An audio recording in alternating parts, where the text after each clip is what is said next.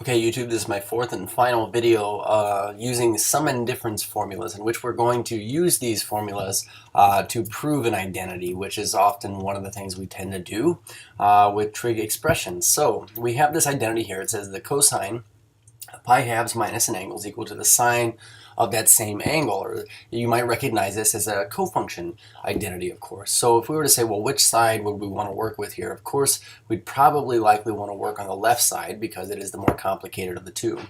So when you deal with situations like this, you might say, okay, well, what could I use to help me out here? I mean, there are no substitutions I can make. There are no secants, cosecants. There are no tangents or cotangents that we could write as quotients, and there are no squared items that we could use Pythagorean substitutions for. So maybe we could use our sum and difference formulas that I recognize we're taking the cosine of a difference here. We could rewrite in this fashion that you see over here. So we have the cosine of pi halves. We have cosine of pi halves minus x. In this particular instance, we would say that this is like our u and this is like our v. So we say that if u is equal to pi halves, and we have the v here as being x, and these are being written as a difference of one another, then using our cosine sum and difference formulas for a difference in this case, we would say is cosine, cosine, sine, sine. So let's scribble this out here. We would say that we get the cosine of an angle, cosine of an angle.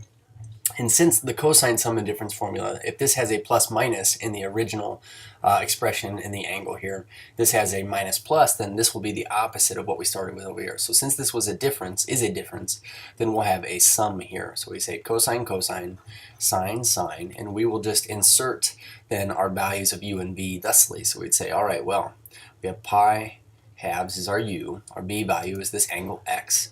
We have a pi halves as well here, and an x here. So let's go ahead and evaluate for these angles that we certainly know here, cosine of pi halves. So we say cosine of pi halves, a pi halves angle rotation would be right here.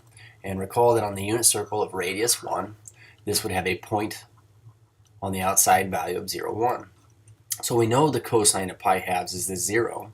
We know the sine of pi halves is 1. So cosine of pi halves, we get a value of 0, and this is being taken times cosine of x. Plus now the sine of pi halves, and the sine of pi halves here is 1.